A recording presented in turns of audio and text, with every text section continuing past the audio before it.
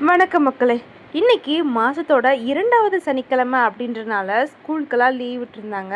So இன்னைக்கு கொஞ்சம் லேட்டாகவே எந்திரிச்சிக்கலாம் அப்படின்னு சொல்லிட்டு நானும் பாப்பாவும் ரொம்பவே லேட்டாக தான் எழுந்திரிச்சோம். ஸோ நாங்கள் எந்திரிச்சு ஒரு டீ போட்டு குடிக்கிறதுக்கே கிட்டத்தட்ட 8 8:30 போல் ஆயிடுச்சு. அப்போ மீன் விற்றுட்டு வந்தாங்க. ரொம்பவே ஃப்ரெஷ்ஷான மீன், பாறை மீன், மத்தி மீன் அந்த மாதிரி இருந்துச்சு. நான் போய் பார்க்கும்போது மத்தி ரொம்பவே சின்னதாக இருந்துச்சு.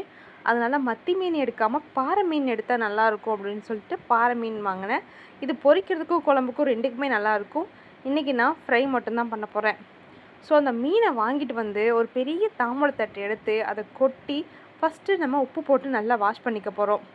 அந்த மீனை க்ளீன் பண்ணுறதை சரியாக க்ளீன் பண்ண தரமாட்டாங்க. அவங்க கட் பண்ணி தர்றதுலேயும் கொஞ்சம் சின்ன சின்ன ஏதாவது வேலைங்க இருக்கும். அவங்க ஃபுல் அண்ட் ஃபுல் நல்லா க்ளீன் பண்ணி தருவாங்க அப்படின்னு சொல்ல முடியாது. அவங்க சும்மா ஏனோ தானோன்னு தான் க்ளீன் பண்ணி தருவாங்க. அதை நம்ம என்னென்ன இருக்குதுன்னு பார்த்து நம்ம தான் க்ளீன் பண்ணிக்கணும். அந்த மாதிரி க்ளீன் பண்ணுறதுக்காக இந்த மாதிரி நான் ஒரு பெரிய அகலமான பாத்திரத்தில் போட்டுக்கிட்டேன். இப்போ இந்த மீனை உப்பு போட்டு நல்லா வாஷ் பண்ணிக்க போகிறோம். ஒரு சில பேர் உப்பு அப்புறம் மஞ்சள் போட்டு வாஷ் பண்ணுவாங்க. நான் மஞ்சள் போட்டுக்கல, ஏன்னா அது குழம்புல போடும்போது நல்லாயிருக்கும். நான் ஃப்ரை பண்ணும்போது அது கொஞ்சம் கலர் மாறிடும் அப்படின்றதுக்காக நான் மஞ்சள் எதுவும் ஆட் பண்ணல. உப்பு மட்டும்தான் போட்டு வாஷ் பண்ணுறேன். அதில் ஏதாவது சின்ன சின்ன கட்டிங் வேலை இருந்துச்சுன்னா அதையும் பார்த்துட்டு நல்லா வாஷ் பண்ணி எடுத்துக்கணும். ஃபஸ்ட்டு வாஷ் பண்ண தண்ணியை கீழே கொட்டிட்டு அதுக்கப்புறம் தான் நான் அதில் இருக்கிற கழிவுகளை பிரிக்கவே ஆரம்பிப்பேன். அதே மாதிரி நான் ஃபஸ்ட்டு தண்ணியை கீழே கொட்டிட்டேன். 2வது தான் இப்போ நான் க்ளீன் பண்ண போகிறேன். இப்போ இந்த மீனில் பார்த்தீங்கன்னா பாறை மீனை பொறுத்த வரைக்கும் உங்களுக்கு நிறையா க்ளீன் பண்ண வேண்டிய அவசியம் இருக்காது. ஏன்னா இதில் செதில் எதுவுமே இருக்காது. க்ளீனாக தான் பண்ணி கொடுப்பாங்க. இப்போ இது இந்த வயிற்று பகுதியில் பார்த்திங்கன்னா இந்த குடல் அவங்க க்ளீன் பண்ணாமல் விட்ட மிச்சம் மீதி இதெல்லாம் இருக்கும். அதை நம்ம நல்லா தேய்ச்சி சுரண்டி எடுத்து க்ளீன் பண்ணி வச்சுக்கணும். இப்போ அந்த மாதிரி கழிவுகள்லாம் எடுத்ததுக்கப்புறம் மறுபடியும் ஒரு நல்ல தண்ணி ஊற்றி இதை நம்ம 3வது முறையாக வாஷ் பண்ண போகிறோம். வாஷ் பண்ணி ஒரு தனியான வேறு ஒரு பிளேட்டில் எடுத்து இதை நம்ம மாற்றி வைக்க போகிறோம். அதுக்கப்புறம் தான் நம்ம மசாலா ஐட்டம்லாம் சேர்க்க போகிறோம்.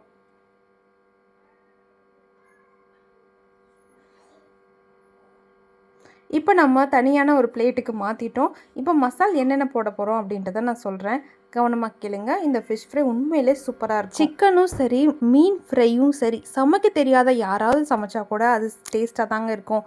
இன்க்ரீடியன்ஸும் ரொம்பவே கம்மி தான். அந்த மீன்லேயே அவ்வளோ டேஸ்ட்டு வரும். இப்போ நம்ம ஃபஸ்ட்டாக எடுத்துக்க போகிறது மிளகாய்த்தூள். இந்த வீடியோ நான் எடுத்துகிட்டு இருக்கும்போது எங்கள் பாப்பா கூட நான் தான் பண்ணுவேன், நீங்கள் வீடியோ ஷூட் பண்ணுங்கள் அப்படின்ற மாதிரி சொல்லிவிட்டு அவங்க தான் பண்ணாங்க. ஸோ இதுக்கு மேலே எங்கள் பாப்பா தான் பண்ணுவாங்க. ஃபஸ்ட்டு மிளகாய்த்தூள் போட்டுக்கிட்டோம். அதுக்கப்புறம் ஃபிஷ் ஃப்ரை மசாலான்னு நம்ம மார்க்கெட்லேயே கிடைக்குது, அதை வாங்கி கொஞ்சம் போட்டுக்கிட்டோம். அப்புறமா இஞ்சி பூண்டு பேஸ்ட்டு. இந்த பேஸ்ட்டு ஒரு ஸ்மெல்லுக்காக மட்டும்தான் போடுறோம். டேஸ்ட் எதுவும் மாறுமான்னு கேட்டால் டேஸ்ட் மாறாது. ஆனால் மீனோட அந்த கவுச்சி ஸ்மெல்லை ஓவர் கம் பண்ணி நமக்கு ஒரு நல்ல ஸ்மெல்லை கொடுக்கும். அதுக்கப்புறம் தேவையான அளவு உப்பு போட்டுக்கணும். இதை போட்டுட்டு நம்ம தண்ணியே மிக்ஸ் பண்ணாமல் இதை கலக்கும்போது அந்த இஞ்சி பூண்டில் இருக்கிற ஈரப்பதமே இந்த மசாலாவை நமக்கு தேவையான கன்சிஸ்டன்சி கொண்டு வந்துடும். அப்புறம் என்ன, நம்ம கழுவி வச்சுருக்கிற மீனை எடுத்து ஒன்றுன்னா அப்ளை பண்ணி விட வேண்டியதுதான். இதை எங்கள் பாப்பா உண்மையிலே சூப்பராக பண்ணாங்க. அவங்க ஃபஸ்ட்டு ஒரு மீன் பண்ணும்போது தான் இப்படி பண்ணுமா அப்படின்னு சொல்லிட்டு இருந்தேன். அதுக்கப்புறம் அவங்க அடுத்தடுத்து அவங்களாவே பண்ணிட்டாங்க. அவங்க அடுக்கி வச்ச மெத்தட் கூட பார்க்கும்போது ஒரு ஃப்ளவர் மாதிரி சூப்பராக, அந்த ப்ரெசன்டேஷன் மாதிரி இப்போவே சூப்பராக அழகாக இருந்துச்சு. அதை நீங்கள் இந்த வீடியோ எண்டில் பார்ப்பீங்க. இதை பாருங்களேன், அப்படியே ஒன்றுன்னா அடுக்கி வச்சுட்டே வராங்களா. இதெல்லாம் நான் உண்மையிலே சொல்லிக் கொடுக்க கிடையாது. அவங்களாவே வரிசையாக அந்த ஆர்டர் வைஸாக ஒரு பூ மாதிரி அந்த வட்டியில் ஒரு ஓரமாக வச்சுட்டே வந்தாங்க. பார்த்து நானே அசந்து போயிட்டேன். என்ன நம்ம பாப்பா இவ்வளோ வேலை செய்யுமா அப்படின்ற மாதிரி நானே அசந்து போயிட்டேன். பார்த்திங்களா, பொறிக்காமல் அவங்க ஆர்டர் வைஸை வச்சுருக்கதை பார்க்கும்போது எனக்கு நாக்கில் எச்சி ஊறுது. வரிசையாக அழகாக அடுக்கி வச்சுட்டாங்க. சரி, இதை பொறிச்சு சீக்கிரமாக சாப்பிட்லான்னு பார்த்தா கிடையாது, ஊறணும். ஸோ அதுக்காக ஃப்ரீசரில் ஒரு 1/4 மணி நேரம் போல் நாங்கள் வச்சுட்டோம். அடுத்து அவங்க தான் எடுத்து திறந்து பார்த்தாங்க. திறந்து பார்த்துட்டு நான் தான் பொறிப்பேன் அப்படின்னு அடம் பிடிச்சி வந்தாங்க. அப்போ என்ன நடந்துச்சுன்றதை நீங்களே பாருங்கள்.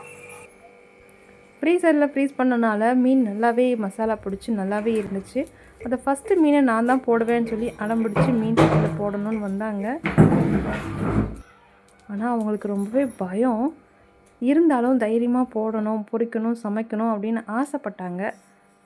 டபக்குன்னு போட்டுட்டு கையெடுத்துட்டாங்க. பார்க்கவே ரொம்ப வேடிக்கையாக இருந்துச்சு. என்னடா விறகு அடுப்பில் சமைக்கிறேன்னு நினைக்காதீங்க.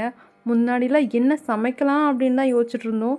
இப்போ எதில் சமைக்கிறது, எப்படி சமைக்கிறது அப்படின்னு யோசிக்க வேண்டியதாக இருக்குது. ஆமாங்க, சிலிண்டர் தட்டுப்பாடு. நம்ம வீட்லேயும் சிலிண்டர் கிடையாது, விறகுல தான் சமைக்கிறோம். ரொம்பவே கஷ்டமாக தான் இருக்குது. இருந்தாலும் என்ன பண்ணுறது, சமைச்சு சாப்பிட்டு தானே ஆகணும். ஃபைனலி பொரிச்சு முடிச்சிட்டோம். வீட்டில் ரசம், சாப்பாடு, மீன் பொரிச்சது எல்லாம் எடுத்து வச்சு சாப்பிட உட்காந்துட்டோம்.